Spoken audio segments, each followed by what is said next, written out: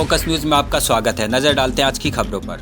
Target killing करने वालों का होगा दी एंड। गृह मंत्रालय में 2 घंटे चला कश्मीर पर मंथन। टारगेट किलिंग मामले में तेजी बरतते हुए गृह मंत्री अमित शाह ने ताबड़तोड़ बैठकें की। इस बैठक में NSA Ajit Doval, raw chief Jammu Kashmir के LG मनोज सिन्हा और आर्मी चीफ मनोज पांडे मौजूद रहे। जम्मू कश्मीर में हो रही टारगेट किलिंग के मामले में आज गृह मंत्रालय में 2 घंटे बैठक चली। इस बैठक में तमाम मुद्दों पर चर्चा हुई। फिलहाल कश्मीर का माहौल ऐसा है कि चुन चुनकर कश्मीरी पंडित, गैर कश्मीरी हिंदुओं और कुछ मुस्लिमों की हत्याएं की जा रही हैं। बता दें कि घाटी में इस साल अब तक 18 टारगेट किलिंग हो चुकी है। इस मामले में तेजी बरतते हुए गृह मंत्री अमित शाह ने ताबड़तोड़ बैठकें की है। बैठक में टारगेट किलिंग से निपटने की रणनीति के साथ साथ अमरनाथ यात्रा की सुरक्षा को लेकर भी मंथन हुआ।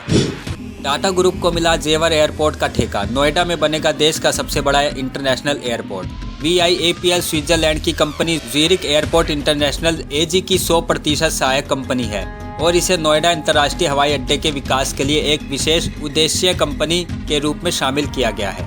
टाटा समूह की बुनियादी ढांचा और निर्माण शाखा टाटा प्रोजेक्ट को उत्तर प्रदेश के जेवर में आगामी नोएडा अंतर्राष्ट्रीय हवाई अड्डे के निर्माण का ठेका मिला है। Yamuna international airport private limited ने शुक्रवार को एक बयान में कहा कि इस अनुबंध के तहत टाटा प्रोजेक्ट्स हवाई अड्डे पर terminal, runway, air side infrastructure, सड़कों, उपयोगिता और अन्य सहायक भवनों का निर्माण करेगी। BJP प्रवक्ता के पैगंबर मोहम्मद पर विवादास्पद बयान के बाद यूपी में 2 समूहों में झड़प, पथराव में 2 लोग घायल।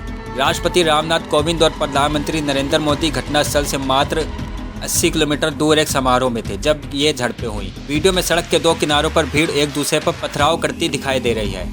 एक अन्य वीडियो में पुलिस को भीड़ पर आंसू गैस के गोले दागते हुए दिखाया गया है। उत्तर प्रदेश के कानपुर में भाजपा प्रवक्ता द्वारा पैगंबर मोहम्मद पर हालिया विवादास्पद टिप्पणी के बाद बाजार बंद करने के आह्वान को लेकर शुक्रवार को 2 समूह आपस में भिड़ गए। एक समूह ने दूसरे समूह के बुलाए गए बंद का विरोध किया, जिसके बाद पथराव की घटना हुई। भीड़ को तितर बितर करने के और आगे की हिंसा को रोकने के लिए पुलिस को आंसू गैस के गोले दागने पड़े। कानपुर के पुलिस आयुक्त विजय सिंह मीणा ने कहा कि स्थिति अब नियंत्रण में है और झड़पों को लेकर अब तक करीब 15 लोगों को हिरासत में लिया गया है। मैं किसी के खिलाफ नहीं, देश में मजबूत विपक्ष चाहता हूं, राष्ट्रपति के पैतृक गांव में बोले PM नरेंद्र मोदी।